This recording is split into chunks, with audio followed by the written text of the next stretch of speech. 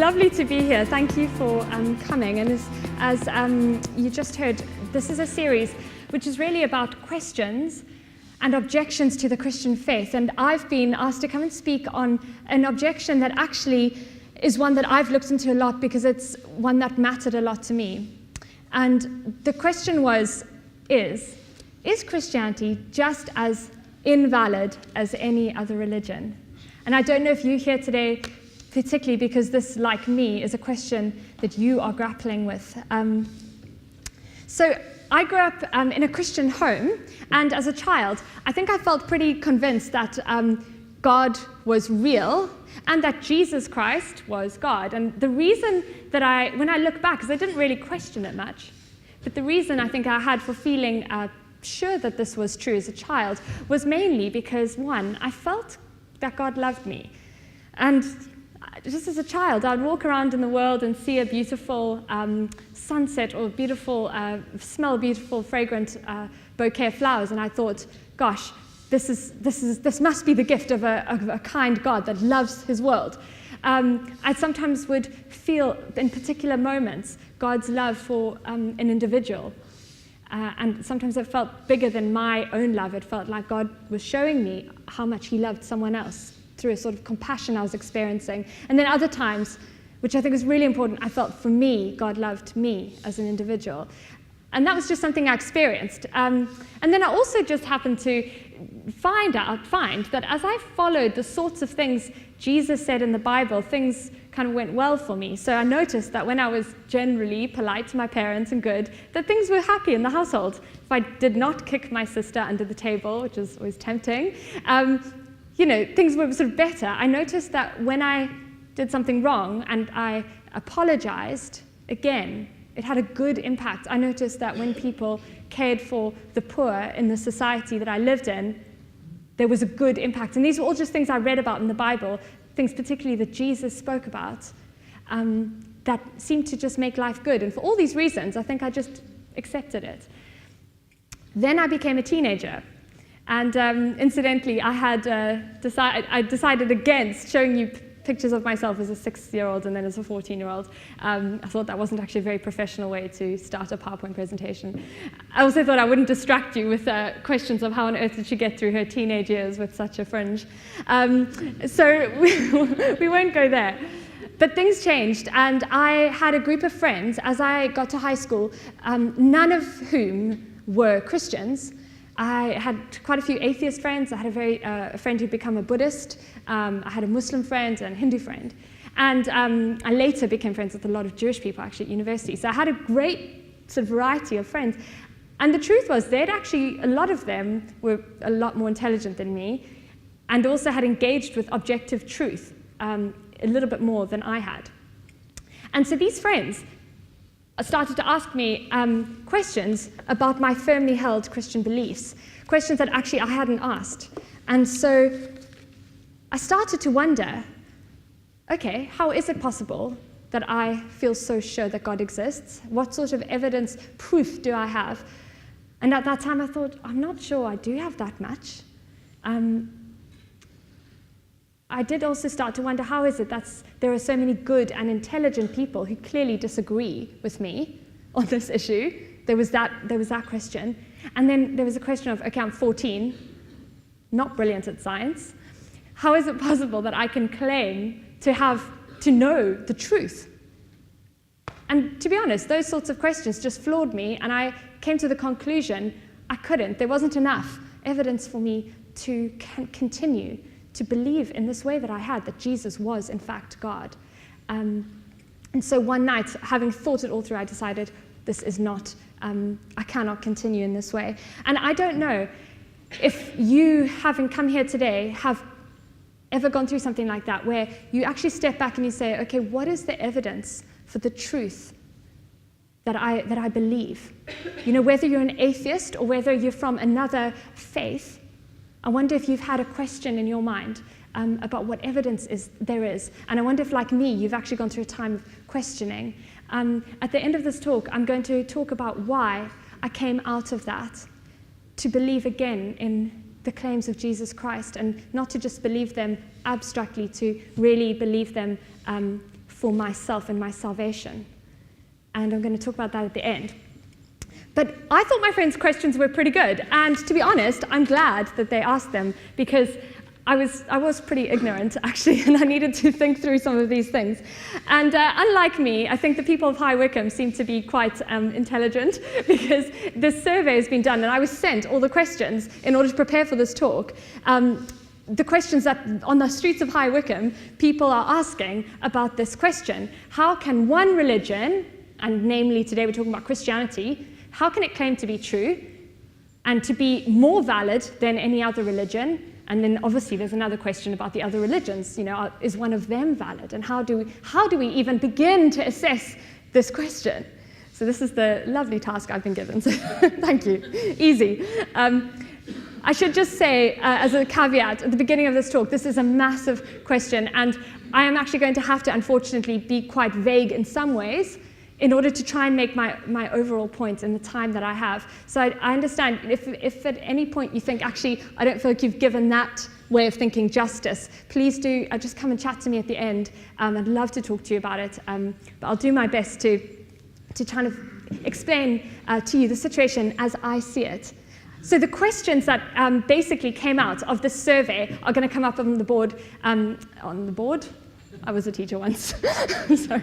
On the overhead in a second. Okay, here they are. I've basically grouped them into 4 major questions. The first question, aren't all religions true? In other words, isn't it true that there isn't an ultimate reality? Some people in High Wycombe seem to think that perhaps when an atheist dies, for them, they will never regain consciousness, but perhaps for a Christian, they'll meet Jesus. Perhaps for a Muslim, they will encounter Allah, and etc., etc. That was one of the questions, is it maybe very relative because there's no ultimate reality? The next group of questions went like this. Aren't all religions actually one religion? Isn't it true that, in other words, they are all aspects of truth, but mainly regarding the deeper principles and not the facts? So actually, all of them have some kind of grasp on truth, but maybe they don't even realize they're actually all talking about the same thing. There is a truth, but it's one big truth, which everyone has sort of an aspect of. Okay, the next question, how can anyone claim to know what's true? Surely it's impossible when it comes to God. You can't ever prove anything. So why bother finding out? Why is this question even important? And then lastly, even if it were possible to know and find the truth, doesn't it just lead to arrogance, intolerance, and religious violence and oppression?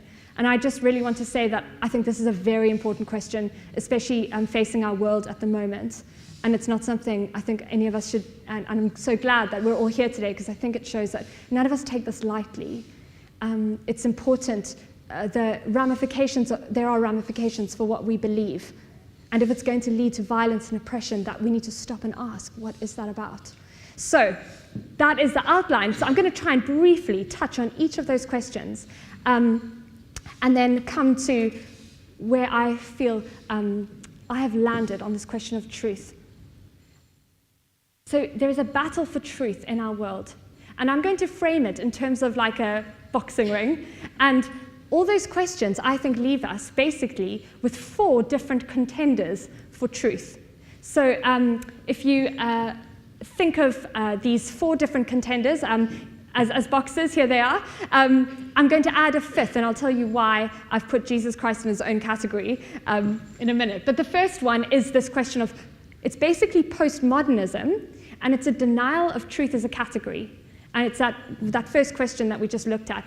There is no ultimate truth. It can just sort of be true for everyone. Then secondly, this is a relativism that comes from postmodernism, but it's also very similar to the Eastern philosophies, which says actually there is one truth, and this is a subsuming of everything into truth. Then we have logical positivism, which basically touches on this question of, is it possible to even speak meaningfully about God? With our finite minds and our limitations, surely we can't actually get there anyway, so what is the point of even engaging in these questions? That was espoused mainly by A.J. Ayer. I'm going to look at his formulation of that question, but it actually comes from a history of philosophers like David Hume and Immanuel Kant, who got him there. Then the fourth one is rival truth claims. So there are these different religions in the world and worldviews. I would put atheism actually in this category, that say, look, there is a truth. Whether that truth is there is a God, and that God is like this, or whether there are, it's a polytheistic religion that believes there are many gods, or whether it's a Buddhist engagement with reality, or an atheist understanding of reality, which would be naturalistic and say, look, there is no God. All of these are truth claims. And in many ways, Christianity fits into that. Again, it says this is what is true. So why have I put Jesus Christ as the fifth contender in the boxing ring on his own? And the reason I've done that is that Jesus Christ made a claim that no other leader of any world religion has ever made. And that is, he didn't just claim that he would lead people to the truth, or that there were a set of propositions that people should believe because they're true. He said something entirely different. He said, I am the truth. I am, in my being, the truth. Okay, so it's a bit mysterious. You're like, Jesus, what are you actually saying? And we're going to look at that at the end. But that's why he's in a slightly different category, because none of the other world leaders, Moses or Muhammad or any of the other world leaders have said, I am the truth and I am God, I am ultimate reality. Okay, so I'm going to try and take us through the first three very quickly, and then we'll look a little bit at the last two together. So the first one is this question of postmodernism, the denial of truth as a category. Don't know if you've ever heard it phrased like this in a conversation. There is no such thing as truth. Has anyone ever said that to you? Don't know if I've got lots of friends who would say that to me. And just as a caveat, I did a humanities degree, and there's actually a lot in postmodern thinking that it's really important, and I'm glad that we have had those thinkers to help us engage with certain things. So I am going to, in some ways, summarize, but ultimately, I think there is a contradiction at the heart of what postmodernism is saying. So postmodernism is basically a skepticism about meta-narratives. It's saying anyone who's trying to tell you this is the way truth is, and philosophers are generally trying to do that, often world leaders and politicians and religious leaders are saying, look, this is truth. And postmodernism says, look, we've had enough of that, and actually, there's some people who say, actually, that's a manipulation, and you need to steer clear of that. There's no truth that can be known. Now, I have some time for some of that, actually, because I think we can all agree that we've seen people controlling and manipulating with power, using truth claims. But there is a problem with this claim, and you may have already noticed it. If you open it out in full, it says, it is true that there is no such thing as truth. Is ultimately what the claim is saying. It is absolutely true that there are no absolutes. It's borrowing from this idea of absolutes and truth in order to make its own claim. So already we have an inherent contradiction in this way of thinking. And it renders itself meaningless in the end. As one philosopher put it, if someone tells you that there is no such thing as truth, they are asking you not to believe them, so don't. In Psalm 18, I just read this the other day, and I wanted to just share it with you because I felt like it was relevant. In Psalm 18, verse 30, it says this. It's talking of the God of the Bible, well aware that it was in a context where there were many different gods in the surrounding nations that were being worshipped, the Baal and all the others. And the psalmist, is actually King David at the time, says this God, his way is perfect. The word of the Lord proves true. He is a shield for all those who take refuge in him. For who is God but the Lord? And who is a rock except our God? And do you know what I notice about this verse? Is that it says the word of the Lord proves true. And you know, implied in that is that actually the Christian gospel, what the message, it can be held up to scrutiny. So if you're here today and you don't know if this is true, and you're doubting and you're wondering, I just really want to encourage you that the Bible actually encourages you to doubt, in a sense, that you're allowed to have these questions, and that God says, as you come to know me, you will see that I will prove true to you. So he's not putting a gun to your head and saying, listen, you better believe, because I am God, actually, and in fact, I want you to believe that, so you just believe. That's really not what God's saying. He's saying, I will prove true to you if you get to know me. And interestingly, in the New Testament, Jesus is often referred to as the Word. He is the Word of God, and it says the Word will prove true. So basically, it's saying Jesus will prove true to you. But you may have noticed there is an exclusive claim in this verse as well. It does say, there is no God like our God. It says, this God, his way is perfect. So there is an exclusivity here, but it says all who take refuge in him. At the same time as there is an exclusivity, there is an absolutely open invitation to anyone. I had a friend once who said to me, Christianity is for those, for the Christians. And I sort of thought about that for a while, and I said, that's so interesting you say that, because the Bible says Christianity is for the whole world. It claims that God created everyone, so no one is any less open to him than anyone else. And actually, the Bible tends to say sometimes if you're brought up in this religion, Christianity, actually he's interested in knowing you, and sometimes you can get caught up in a faith context, but you've never actually engaged with it yourself. And that's what the God of the Bible is interested in. He's interested in all people everywhere. Okay, that was as an aside, right. The first contender we were talking about is postmodernism, this denial of truth as a category. And we had, it ended with the question, is there such a thing as truth? And the answer was, is that true? Is that statement true? Well, there is no such thing as truth. Is that statement true? Right, so the next contender I want to look at,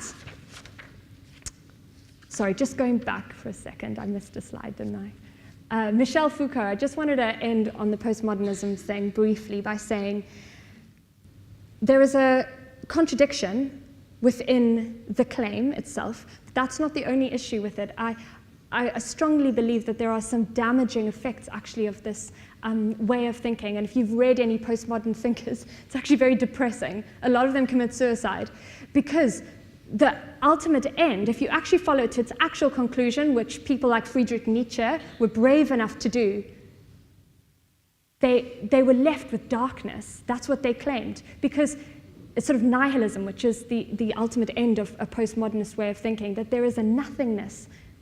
Because if you let go of an ultimate reality, you have to let go of meaning. Meaning is a function of truth. If there's no ultimate truth, there is no ultimate meaning. And if there is no ultimate meaning, there can be no ultimate hope. And so you've lost meaning, you've lost hope, and you're left with quite a dark existence until you die, and there is no hope for anything beyond that either. The reason I say you lose meaning is because you lose an ability to assess between right and wrong. Good and evil can't be judged if there is no ultimate moral lawgiver. It is up to anyone. If anyone's read J.M. Coetzee or any of those sorts of writers, he writes this book, Disgrace, where it's very disturbing. I remember going to speak to my lecturer about it after my third year of university, because he talks about this right to desire. And he says that was his truth. And so he seduces one of his students in this story, in this book. But then his daughter gets raped. But he has no grounds upon which to accuse them of doing anything wrong to his daughter, because he has created this worldview. There was no ultimate right and wrong. Who is he to tell them that they've done anything wrong? And you get this sort of darkness of complete lack of anything to stand on. And that verse I said in Psalm 18 says, God is our rock. He is something to stand on. And you know, I just wanted to say that because I think writers like Michel Foucault, although saying much that's very interesting, most of which I can't understand, they said that actually all truth claims are attempts to manipulate and control. Now, you may have noticed that there's, again, a problem with this, because he is saying all truth claims, are you listening to me? All truth claims are just attempts to control. Have you got that? You better believe me. We have an inherent contradiction already. We are invited in his own philosophy not to believe him or to assume that he's trying to control us. So we have this contradiction, but we also have, as I said, some of the damaging effects of it that we can see in our world. And incidentally, religion has a lot to answer for in terms of wars and violence. And I really think that, especially as a Christian, we've got so much that we need to continue to actually say sorry for. But I just want to say it's not just religion that causes violence. I think it's more human nature, unfortunately, because if we look at the 20th century, these sorts of postmodernist thinking, especially nihilist thinkers, had a great effect on some of the barbaric acts of the 20th century, which wreaked havoc in our world. And so it's also, it's not just that this will create a utopia.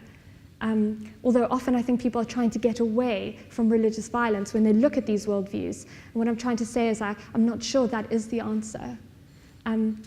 Okay, so secondly, we have this question of Eastern philosophies and relativism. So now you might have heard this in conversation expressed like this.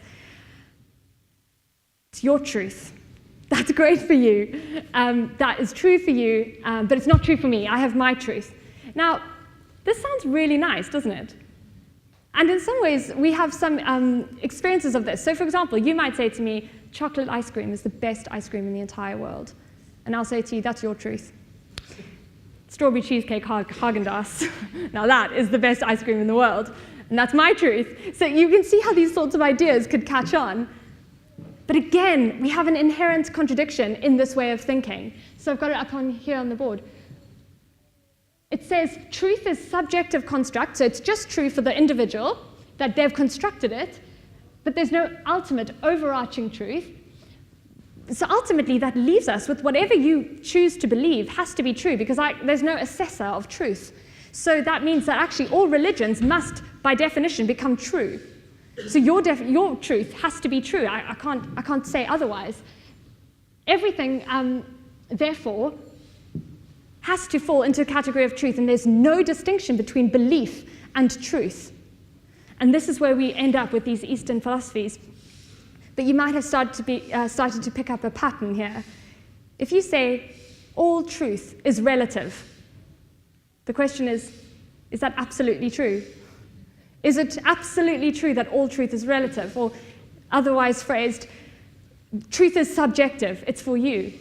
The question would be, is that an objective truth claim? You can't escape these truth categories. They just exist. Sometimes this is shown in a picture like this. So on the screen, in a second, you will see a picture of an elephant. Here we go. Now, some of you may have seen this before, so forgive me if you have. But basically, this is the story of the 4 blind sages. It's often constructed to be the different leaders of the world religions or different ways of thinking. So one of them is touching, now they're blind and they can't see, and one of them is touching the trunk of the elephant and saying, this is so clearly a hose. This is a hose. And the next one's touching the leg of the elephant and says, no, this is a tree, come on. And the other one's touching the ear, this is a leather, I can't remember what that is. A sheath of leather, I don't even know what that is. And then the last one says, right, this is the tail, and they're like, this is a rope. And what this image is trying to portray is that actually all world religions ultimately are saying the same thing. They're all talking about the same thing, they just don't know it. Okay, so this is what this picture is trying to say. But have you noticed a problem with this picture? Who is telling us that, in fact, this is an elephant? The person who sees this picture is in a privileged position of intellectual and spiritual insight over and above all the major world leaders, such that they can say, look, Jesus, he thinks this is the thing, but actually I can see he just had a part of it. It's not to say that it's not true, but what I'm saying is the person is claiming to have that greater insight. Ravi Zacharias, who's a well-known philosopher and apologist, says this about the picture. the obvious seems to escape the one using this illustration. That smuggled into the analogy is the idea that it is, in fact, an elephant that is under discussion, and not any of those errant pronouncements made by those devoid of light and sight. And that is the other claim of the relativist, in a sense, that all these major world leaders are blind. It is, in fact, an elephant. This is a truth claim, that this is the ultimate truth, and I can see it. And I think it's just important to grasp this, because often relativism sounds very humble. Everyone has an aspect of truth, and there's a part of me that was very drawn to it for a while, until I realized it was in itself a way of seeing the world, and it was a claim that it was also exclusive. In fact, it excludes most people in the world, because if you go speak to a devout Muslim or a devout Christian or a devout Jew, they will not usually agree with you that all religions are saying the same thing. So while it sounds appealing, it's actually simply another truth claim. Another way of picturing this would be, a mountain. So I come from South Africa, and that's a great mountain if you ever go to visit, to climb, Lion's Head. And, sometimes people say, look, all religions lead to God. Have you heard that? All paths are up the same mountain. Again, it sounds lovely, but where is this photo being taken from?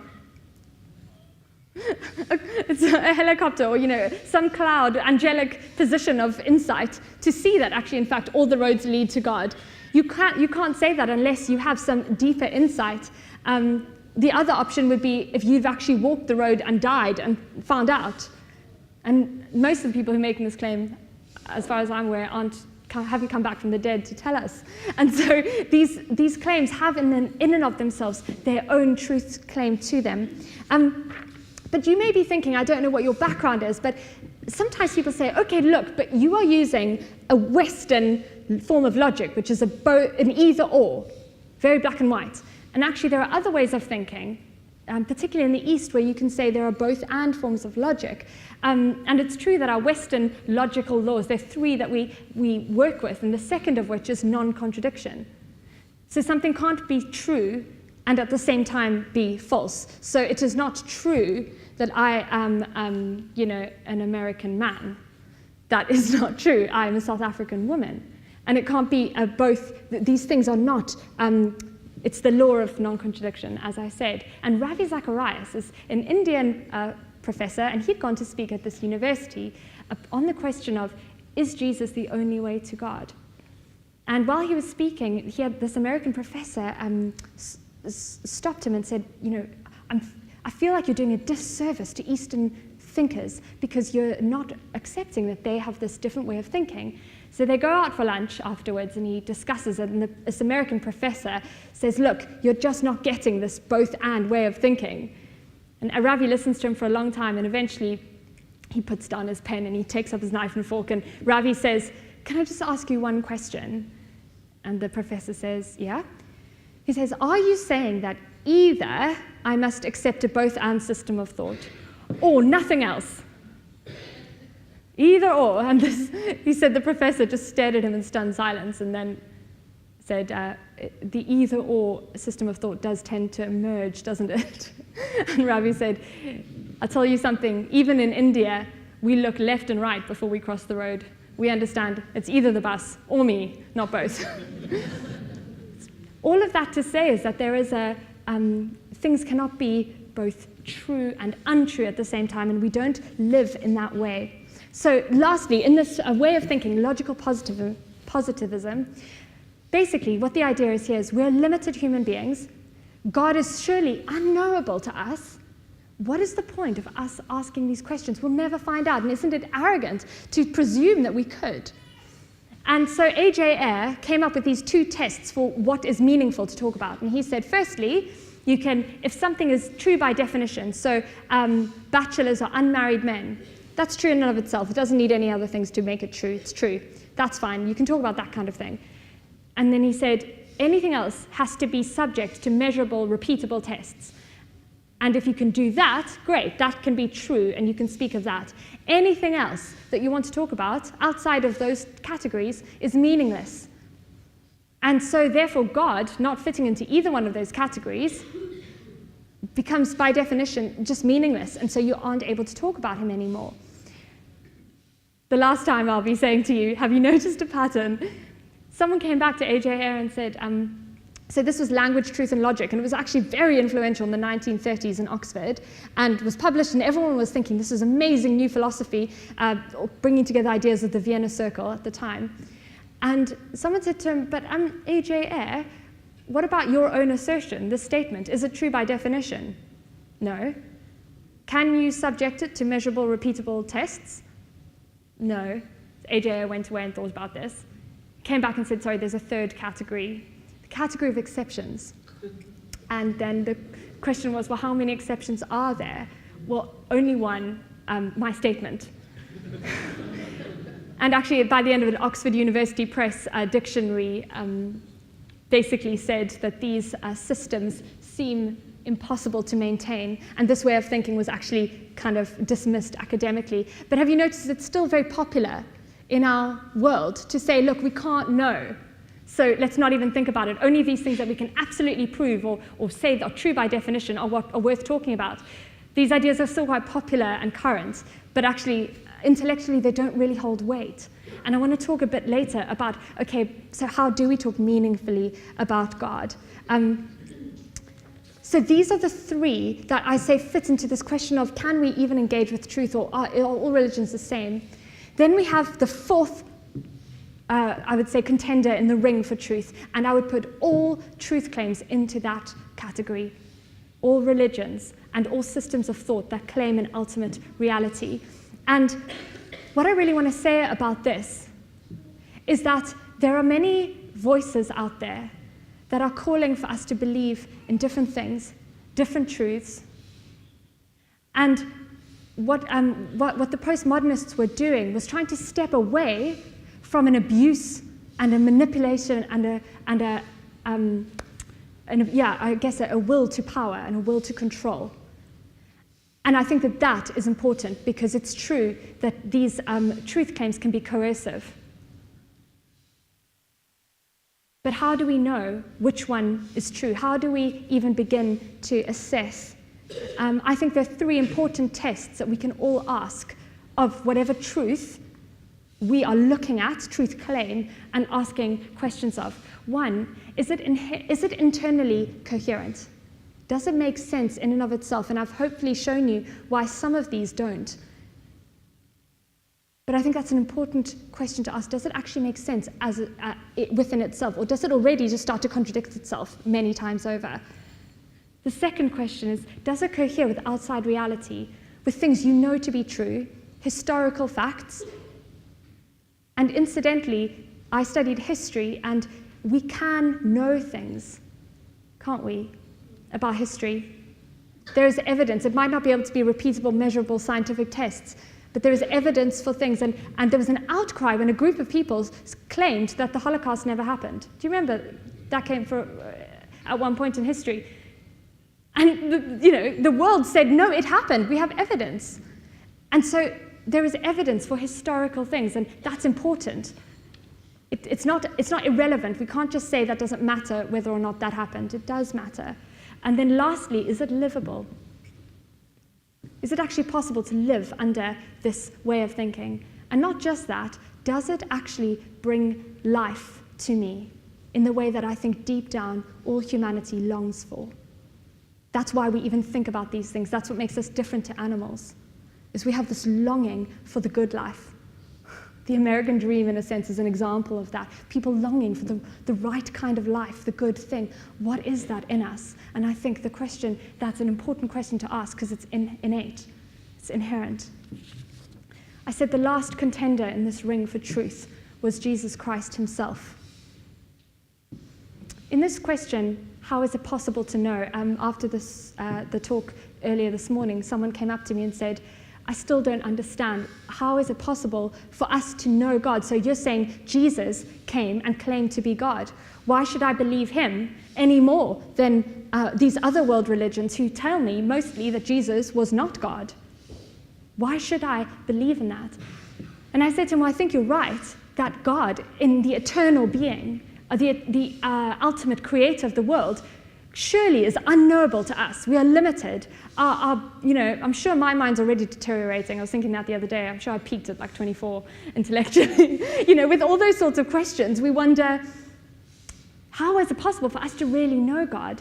And I said to this guy, actually, I think the only way would be if that God chose to make himself knowable to us.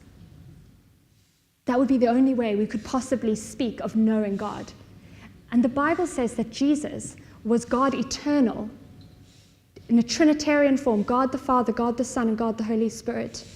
God the Son, the second person of the Trinity, chose to take on human flesh because that's what we can understand. That's how, and in Colossians, the writer of St. Paul says he is the image of the invisible God. If you've ever gone into those Italian chapels and looking at the beautiful frescoes, the beautiful paintings on the ceiling, they're often too vast. You can't take them in. So there'll be a little mirror on a coffee table in the middle so that you can just go and see, and it's an easier way to sort of grasp this beauty. And basically, that's what the Bible says Jesus is. He is the image of the invisible God. When you look at him, God has chosen that everything we need to know about God is visible in Jesus. His character, how he defines power, being born in a stable, subjecting himself to being in a womb for 9 months. He's humble.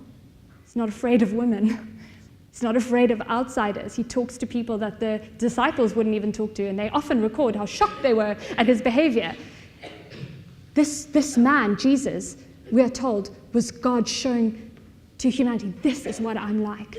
You can know God. And Jesus made an extraordinary claim. He said, if you have seen me, you have seen the Father. And you know what I love about this contender in the ring? Is that this is exclusive, and he says, I am the truth. I am, he says also, the way and the life. If you want to find the way, if you want to find the good life, and I think I experienced that even as a little child, something of that come and follow me, come and see, and I will prove that I'm true to you. And sometimes, we want to step back and say, actually, I want to prove, I need to be able to prove through tests firstly, whether or not Christianity is true. And I think it's important to do these academic tests and ask these questions. But I actually think, as well as being very open to our intellectual questions, there is another question that Jesus asks of people. And if he truly was God, this makes sense to me. He says, you know what, I'm interested in your mind, your intellect, your capabilities academically. In fact, I created them, so I'm quite happy with your rationality and your desire to tease things out. That seems to me to be given to us by God. So he doesn't reject that. But in addition to it, and more importantly, he says, do you know what, I care about you. I want to know you as a person. And Jesus invites us to test, in a sense. It says, you will, as you come to know him, he will prove true to you. And in relationships, C.S. Lewis, who wrote all those Narnia books, obviously a famous Oxford, come out of Oxford, he also wrote a lot about Christianity. And he said, do you know that actually, sometimes people say, well, I can't have faith in God until I can prove that he's true, and I can know for certain, almost in a scientific way. And C.S. Lewis challenged that, and he said, do you know, relationally, that's not really how we interact, do we? If you want to have a relationship with someone, you actually have to, there is an aspect of faith to it where you have to come to them and take a risk and get to know them. And then, of course, if they don't prove true to you, if they prove to be untrustworthy, you step back. But when it comes to people, we can't stand back and just do some tests and say, right, I've figured out that you're completely trustworthy. There's always that aspect of faith to it. But he said it's not a blind faith. It's a faith based on evidence, in the same way that our relationships are based on evidence. And we trust people increasingly as we have evidence of their character, of their behavior, and who they really are. And I think that is the invitation that Jesus is making to us. And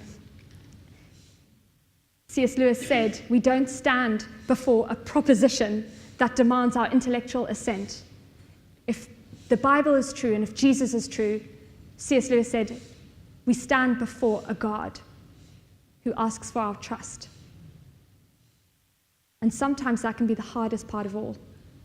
Sometimes we've been hurt in our lives, and people have let us down, and actually trusting anyone can be very hard.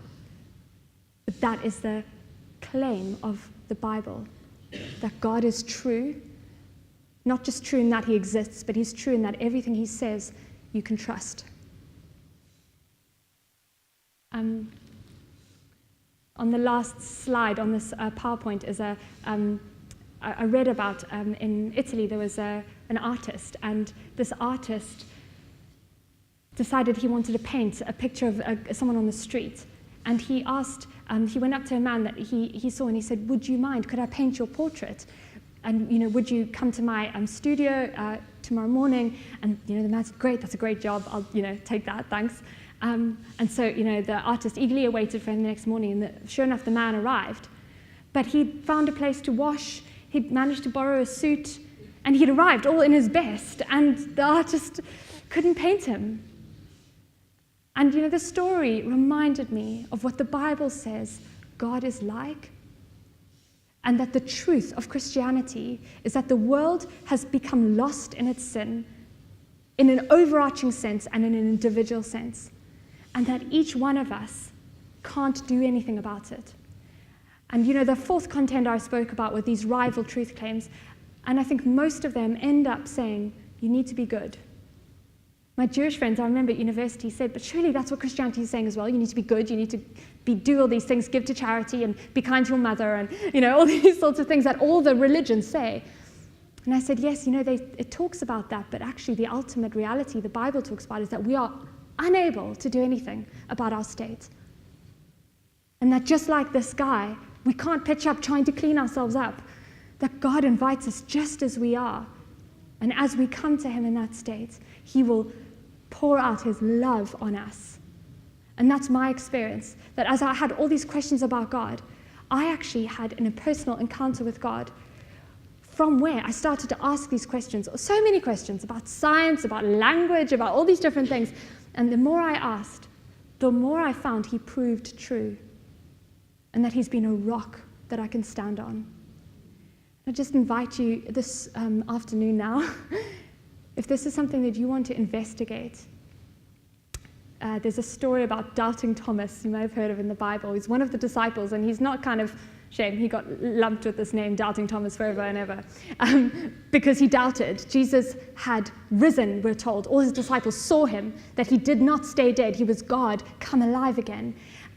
But Thomas couldn't believe it. He said, what is this? And Jesus didn't reject him and say, well, you're a rubbish disciple. I told you this was going to happen. Here I am. You still don't believe me. I might have done that if I was God, but not Jesus. He put out his hands with we're told, the scars in his hands. And he said, see for yourself. He invited him, come and look closer.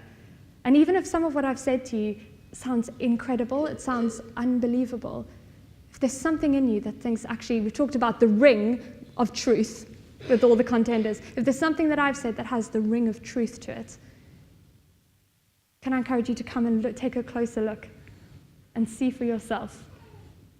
And I believe Jesus will prove true to you as he has to me. I realize that I've completely left the question of violence and arrogance. It's a really important one. There isn't time to go into it. It's my contention that Jesus absolutely does not in any way, shape, or form condone violence, that he always offers himself, but that no one but he does not force himself, and so there is no aspect of that in Christianity. I don't have time to go into that, but I just wanted to say that because I think it's incredibly important in this world, especially in the times that we're living in. But if that's something that you're interested in, and certainly the church has not always lived by that, I think, please do come and talk to me about it. But thank you so much for listening, and it's been wonderful to be with you. Thank you.